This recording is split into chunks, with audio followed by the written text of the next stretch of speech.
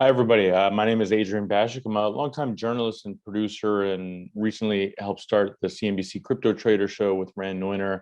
Then we started Crypto Banter. I've then been working in the NFT space with Ethernity. Today, we're honored to have Brock Pierce. He's a longtime pivoter as well. So, Brock, you were in the entertainment industry for a long time, got into tech, and then we're in the early days of Bitcoin and crypto. Talk about that pivot and what it's been like the last decade or so.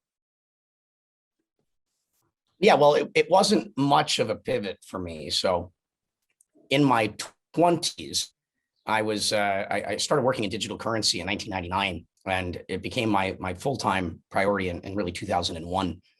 And it was in virtual worlds or virtual nations, or what you would think of as massively multiplayer games like World of Warcraft and Second Life. And I was the primary market maker across all of these sort of virtual nations, managing the secondary markets for over 3,000, game servers, and built up a team of about 400,000 people that would work in these virtual worlds to mine digital currency that I would then sell by the billions and billions of dollars. We were PayPal's largest merchant firms. We were instrumental in the launching of Alipay.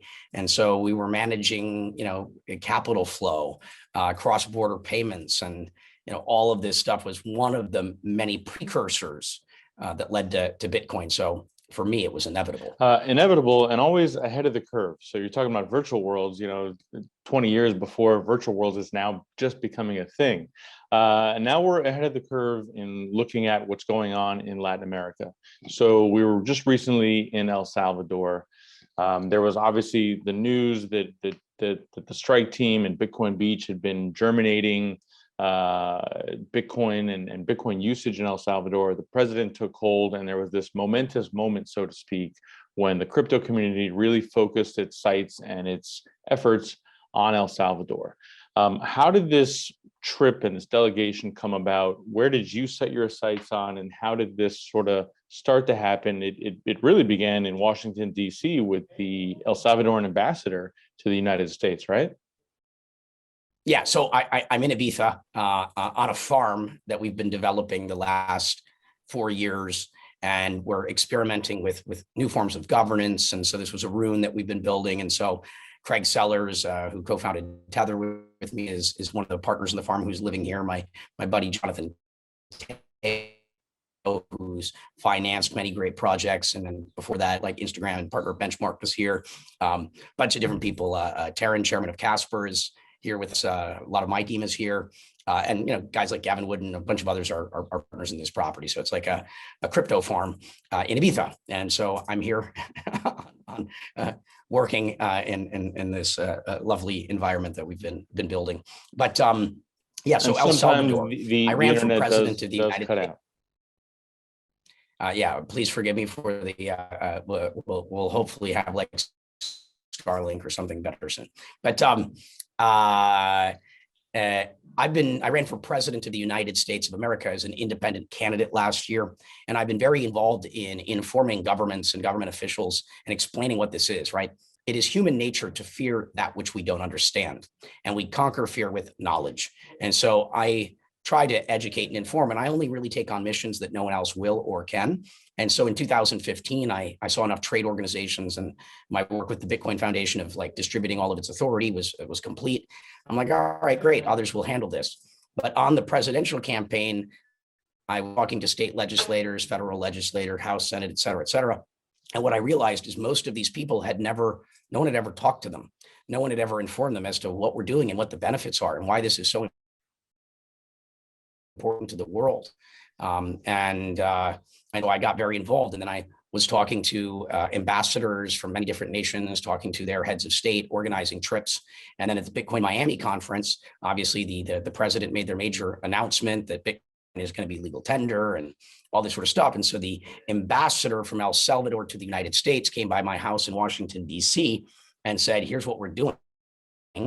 And we would really love we need help. We need experts to come down here.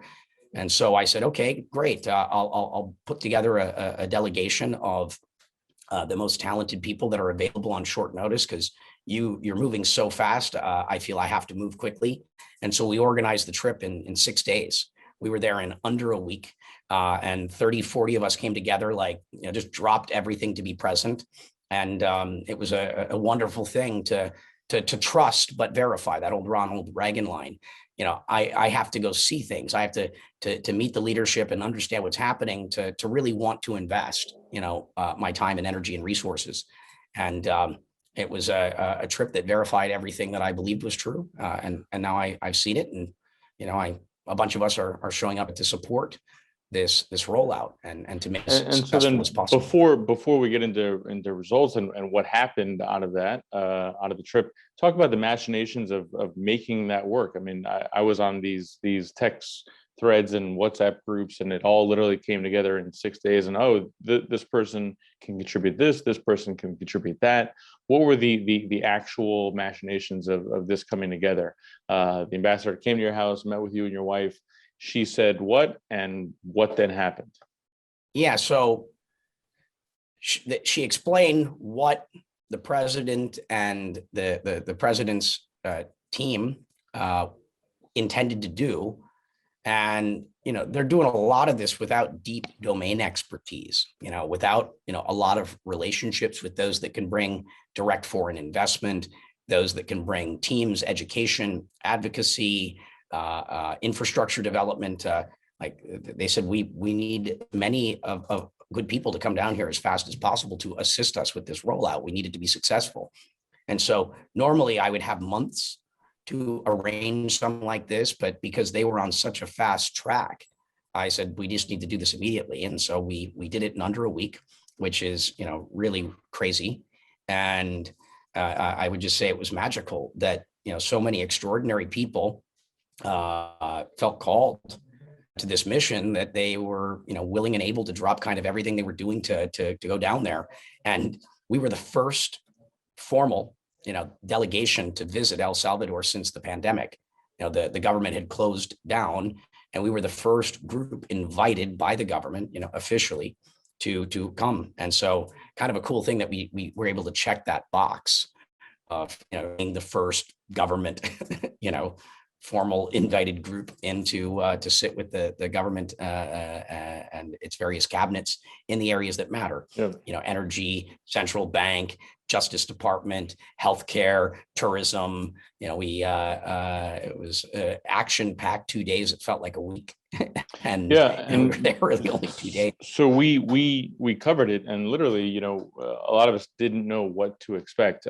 Full disclosure, I had been to El Salvador starting with surf trips back since 2014. I'd been going to El Zonte and Sunzal for years, but on surf trips, right? And so last year started going back down there as these crypto developments started happening. So I've seen the development firsthand in a very granular sense, and seeing Salvadorans, especially along the coastline, interacting with this sort of small surf tourism economy that had sprung up, and Michael's efforts and Bitcoin Beach's efforts.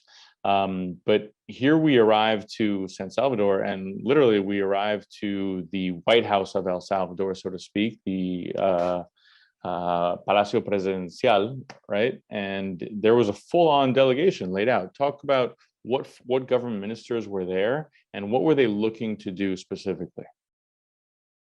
Well, the thing that I asked for is, let's go through the process of education first. So tell us what's going on. We'd love to understand from your central bank, what's going on. What is your intention? How do you view this? I wanted to hear it directly from those people that are leading these initiatives. We want to understand the crime, because there's this information when you Google El Salvador, it says it's the most dangerous country in the world. And if I'm going to encourage people to go there to assist in some capacity, I also want to be responsible. And so we want to understand what's going on, from the Justice Department, with everything going on with COVID and the healthcare, and, is this a safe place to go? Because there's a lot of people that, are still concerned. And we got to go visit the hospital that they built in a matter of weeks. Yeah, and just for some Department of Tourism, Brock, and then just for some context, there has been this long stigma of gang warfare that's happened throughout El Salvador, but that's part of a feedback loop dating back to the the revolution of the 80s and the US's policies that created a vicious feedback loop, sending sort of gang members back and forth. I covered the first repatriation flights from the Justice Department back in 2010 when I was at CNN, and watching that process unfold, where they would drop former gang members into El Salvador with nothing, literally. So it created this vicious feedback loop. So the government had been trying to clean that up for the last number of years. Bukele's administration has really been focused on that, done a great job in terms of creating internal opportunities. So I think this Bitcoin rollout is as much a part of that. And then, as you talked about with the hospital, El Salvador had some of the highest vaccination rates in the hemisphere, literally, and they had this huge country and nationwide vaccine rollout that they treated it like concert promoters. Literally, they had event teams roll out this vaccination effort. So we did go and see that hospital to ameliorate those concerns. How safe did you feel, and what did you see coming from the Justice Ministry, the Health Ministry, which presented there? I felt very safe, but obviously we're an official delegation, invited by the government. So they're basically taking on the responsibility of our safety. So that's not how most people are going to arrive. But, I felt very safe, felt very comfortable. And what we learned from the Justice Department is that they're in a directionally positive trend. The problem is it's in decline. Things are improving. And so I felt good, but like, all things, if you're traveling to places you don't know, be smart, be mindful of where you go, be mindful of the condition that you're in. And, it's good to be careful, but not fearful, right? It's to be careful. Yeah. But I would encourage it. I would encourage people to go visit, check out what's going on for yourself, and see what you can contribute and how you can assist in some capacity. There's a lot of work to be done. And what happens there is really important. If other nations are to follow suit, they're going to look at the success of what happens there and now. And I think it's really important to all of us to make this a success. So before takeaway, talk about who came and what were they looking to contribute and do? Because yes, there's been incredible progress on the payment infrastructure side and Bitcoin usage and Bitcoin rollout and a government that's supportive, but now it's kind of 2.0 because you've got to bring down the picks and shovels, right? And you've got to expand the ecosystem. And this was a government and a president who said, we're implementing this in 90 days. When the legislature passed Bukele's reforms and saying that, great, we're going to make Bitcoin legal tender, it's going to happen in 90 days. So then you've got to provide this sort of infrastructure and 2.0. So talk about who came and what were they looking to contribute, and then we'll talk takeaway. Yeah, we had a pretty open sort of process of, it's like, I can go do this myself, right? Or I can open up the door for a bunch of others. And my attitude is when I identify opportunity and open up doors for myself, I believe to bring many others along. That's just how I am. I believe in inclusiveness, right? Also, but you have to have people that are reputable people. You're talking to a government. And if you do not honor your word and you don't follow through with your commitments, that affects all of our reputation. It affects our reputation as an overall industry. And so we were there to learn, first and foremost, and to understand how we can potentially contribute. You had leadership from the Digital Chamber of Commerce, which is what I think of as the leading trade organization in the United States, educating our federal government. Had entrepreneurs, you had exchanges like Kraken, a new wallet rollout that was there, people that understand, regulatory and compliance infrastructure. You have mining companies, the largest public mining company that has the ability to potentially finance the geothermal infrastructure build. And so it was a good mix of people that came together on very short notice. Bitcoin ATM companies, the biggest in Latin America. How can we roll that out? And I'd say the most important thing is education. 70% of the population of El Salvador is unbanked. And so how, with the government giving $30 of Bitcoin to everyone and rolling out a Bitcoin wallet for the entire country, El Salvador is going to have the highest Bitcoin adoption already of anywhere in the world. And it's going to happen really fast. And so making sure that there's the open banking infrastructure for all this Bitcoin wallet stuff, and making sure that the exchange infrastructure is there so that people can exchange their remittance money or their dollars into crypto and whatnot. Obviously, stablecoin people such as myself are present to the extent that they're looking at how do they do the central bank digital currency, which is effectively the dollar, right? It's dollar and Bitcoin. I think of the fiat money as really, I think of as our checking account. It's our current account. It's the thing that we use for our medium of exchange to buy our basic products and services and goods. And I view Bitcoin as our savings account, right? Something that appreciates better than a typical savings account. I mean, at least historically, volatile, yes, but over the long haul, teaching people to save, I think is a really good thing for the world. And saving in Bitcoin, is the easiest savings vehicle that I'm aware of, where you don't have to be an asset manager, right? It's just buy your Bitcoin and learn how to hodl. And that's, I think, a really good thing for the world long term. And to see it in developing nations is where it's most needed. So education and just people coming down and hanging out with, going to the places and showing people how to use it.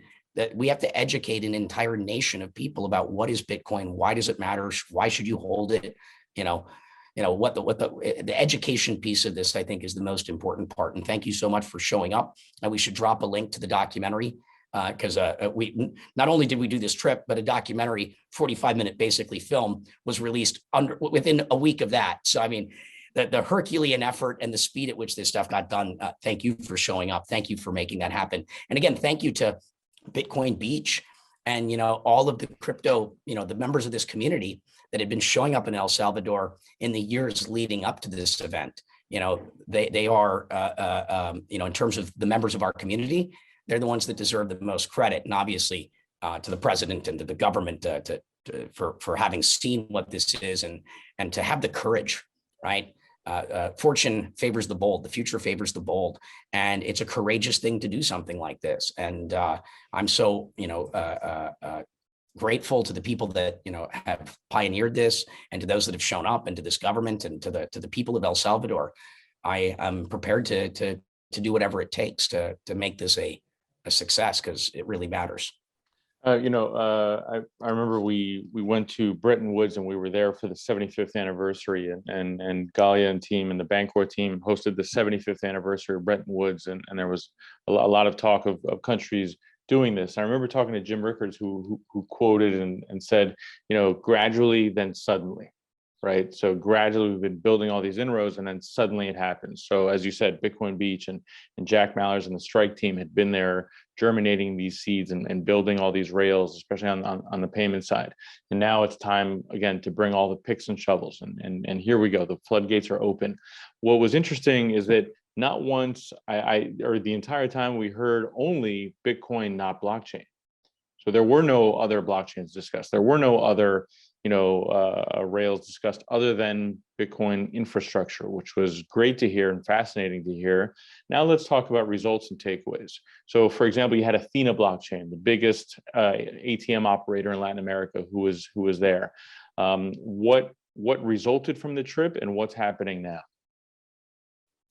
Yeah, and just to add to, the president and his legislators, or the country's legislators, made Bitcoin legal tender. So our job is to assist them in what they've already done, not to pitch them on other things that could be done, right? This was a Bitcoin event, and therefore we were there to assist in Bitcoin rollout, to support the government in the decision they've already made. It was not a place to come say, well, what about this? And what about that? We were not there to pitch. We were there to learn and to assist. And so that's why that was the case.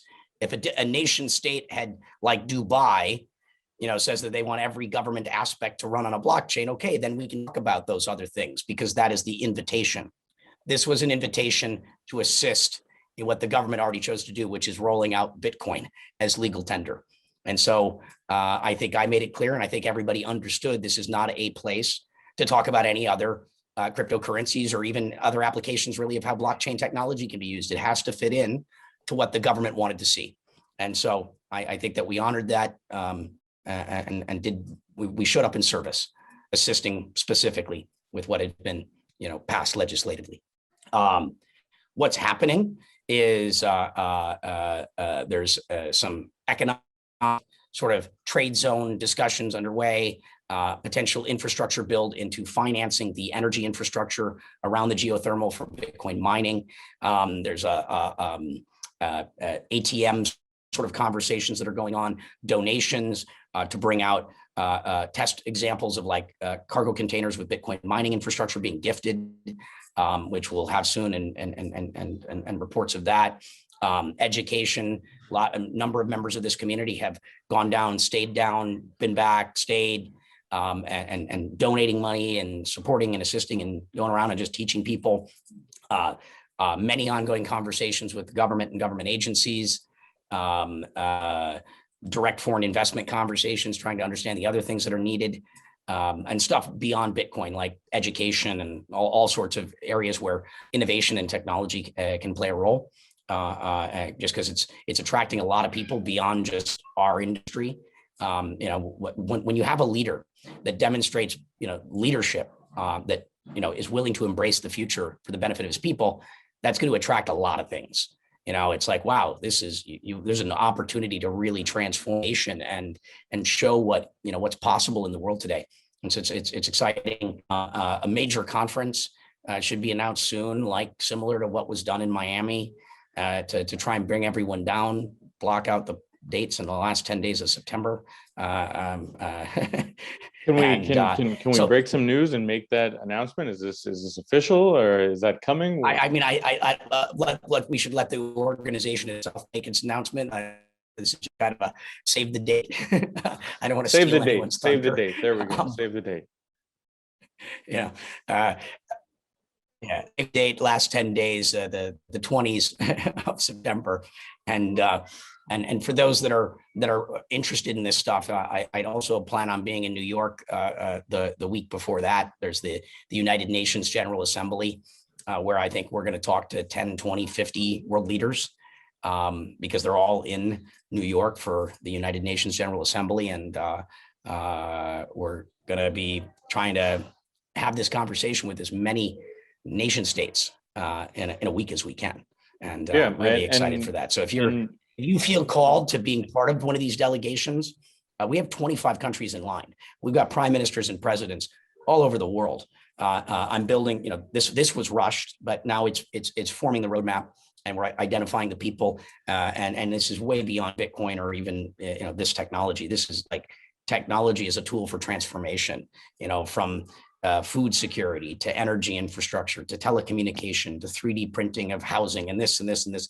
It's if you're a pioneer on the forefront of change and you've got stuff that is beyond an idea, like you have stuff that is market ready to roll out, and you feel called to supporting the developing world first and foremost, we have a schedule. We're going to be going around the world for the next year and a half, presenting roadmaps and menus of like what can be done, and looking at that nation specific needs, and trying to understand how we can be of service.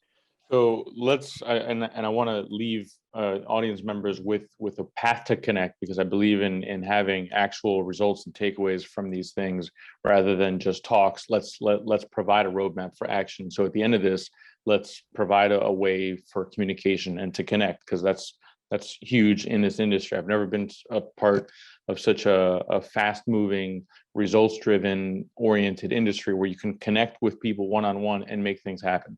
Let's talk about the region first in Latin America and what's next and what's happening as well, because this is a pan-hemispheric effort, right?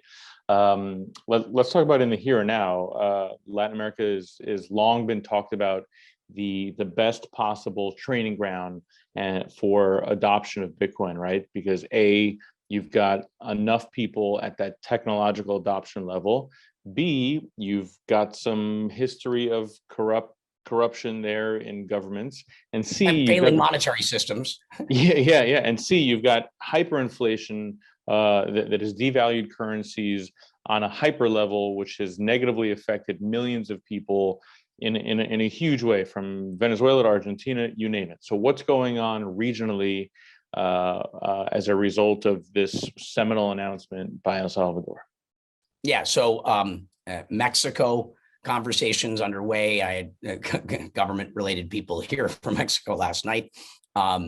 And what actual conversations? Like what specifically? So a number of countries are looking at what El Salvador and are looking to follow suit. Now, some are going to be faster than others, but and some are going to be, they're even more expansive in terms of the things that they're looking at. It's, again, technology is a tool for transformation. Whether it be education, energy, telecom, food security, healthcare, all sorts of things, social housing, infrastructure development, ports, planes, actually very similar to like what the Chinese are doing with the Belt and Road. This is like a private, kind of industry alternative with less strings attached that are, it's creating sustainable revenues for these nations and hopefully improving the lives of all of the people that live there. But Nicaragua, Panama, Paraguay, Brazil, Colombia, there's a number of Latin American countries. I would argue in some ways that the Caribbean is even better suited because these are small countries. It's really like, they're like Petri dishes. Some of these countries are 60,000 people. And so you could literally roll everything out in like a year and see just kind of complete transformation. Africa is also on the list. I'm talking to, heads of state on a regular basis and their ambassadors, and there's a long line. And so in the short term, because we're going to be launching a website shortly with where you can reach out to get involved. That is not live yet, so I can't give you that link. But in the short term, just find me on Twitter. Shoot me a message and say, I want to get involved. I'll follow you. You can DM me. I'll link you in and, get you into a process where, this is an inclusive thing. We want everyone to get involved. Now your formal invite to come to these events is going to be somewhat dependent upon, you have to operate with integrity. It takes one bad apple to mess up this process. We want everyone to be involved, but you have to have a product or service that's ready. And you have to understand that this is a mission to transform a nation in the world. And, those that have done the work the longest, those that have been showing up, historically are the ones that are going to get, normally first in line to be able to present on behalf of your market segment. And it's not there to sell, you're there to talk about what your part of the industry is. If you're a Bitcoin mining company, it's not to say we have to be the only one. It's like, this is what mining can do. This is how we can attract capital for energy infrastructure, and understand that you're opening up the door, not just for yourself, but others. We're trying to move away from a scarcity mindset to a world of abundance, and that are there hopefully in service and selflessly, and not just there for a selfish sell for yourself or your particular product or business. And a world of scarce internet resources where sometimes you do pause and cut out. So we're it's all good. We're gonna expand more broadband access. You've been based in Puerto Rico. That's clearly one of the things we need. Yeah, good telecom. You've been based in Puerto Rico. What lessons have you learned there in regards to crypto? I mean, you mentioned the Caribbean, but let's look at what's happening in the Caribbean right now. You had an assassination of a head of state in Haiti. You had mass protests break out in Cuba on Sunday. I'm in Miami. We have various Cuban nationals here, and the Cuban effort and the diaspora looking to possibly create meaningful change. Are we in chaos, or are we in possible, evolution, not revolution? Yeah, there's in the process of evolution, there's going to be some chaos, right? There's going to be change. Some things are going to burn, and some things are going to collapse and fall apart in the process of the birthing of the new. But the goal should be as evolutionary as possible, all for one and all for all. We want the old and the new to come together to evolve. We don't want a revolution, if at all possible. We want an evolution. But it's going to be it's going to be in the middle there. But I choose evolution in terms of how I support this transformation. Yeah, Haiti was crazy. I had the ambassador, the consul general, and the head of tourism over at my house in DC a week before the president was assassinated. They're like, "How quickly can you come?" We were literally planning the trip for that week, and absolutely. And I'm gonna they were eager to follow. I'm going to chime in just because there was a lot of breakup there. What has happened in Haiti is devastating and sad. And then there's these connections with mercenaries from Colombia. It's a crazy story. Critics talk about this crypto capital and even crypto colonials moniker that's been thrown out there in some press and some articles. How do you respond to that, and why would you call that a falsehood? And we might have lost Brock. We might have paused him out. There, okay, you're back. Any of that being true. Yes. So we now have what I have the largest brain trust of, crypto, pioneers, over 1,000 of the, maybe not the companies and the jobs yet, but, in terms of a brain trust, I really encourage you to come down to Puerto Rico and check things out.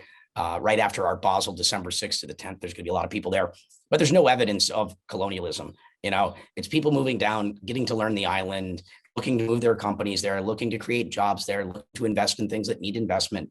There's no evidence that I've seen of anything that resembles colonialism. These are mostly conscious people that believe philosophically in transparency and building better systems to improve the lives of people.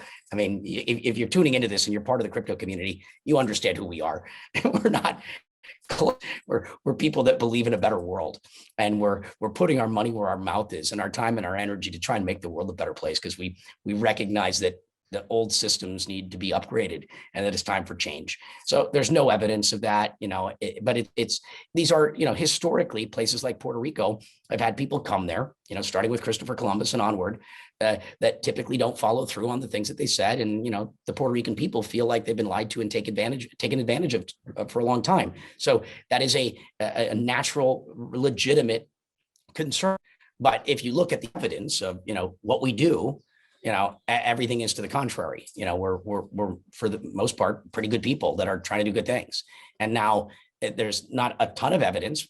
There's not the negative evidence, but there's, we've only been there a couple of years, myself, for a few, but it takes time to get to know a place and to actually invest in a place and to do these things. But I think that the early indications, all the early data is incredibly promising. And I would wager heavily on the long-term outcome. And one thing I've done just to make my intentions crystal clear, any money I make on anything I do in Puerto Rico, I will reinvest in Puerto Rico or give to charity. I will not take 1 cent from that island. I'm not there to take anything from Puerto Rico. I am there to give as much as I possibly can to support improving the lives and the infrastructure and the environment for all that live there. And I think that's a pretty bold statement. I will not take 1 cent from Puerto Rico. I am not there to take anything. I'm there to give. Good to hear, and good to hear again about the crypto community just wanting to help and making the world a better place. So I'm from Miami. I was based in Miami. Our mayor, Francis Suarez, has fully embraced that ethos, and he started this kind of tech renaissance in Miami, trying to move Silicon Valley to Miami by saying simply, "How can I help?" Right, and then it was plastered on a billboard in San Francisco in the middle of Silicon Valley. And simply putting out there, how can I help? So to those listeners and those audience members and those participating, how can they help? And then how can they connect? How did it all look? Oh, no, I said just, and to wrap up, to quote the Miami Mayor, Francis Suarez, how can we help? How can listeners and audience members help?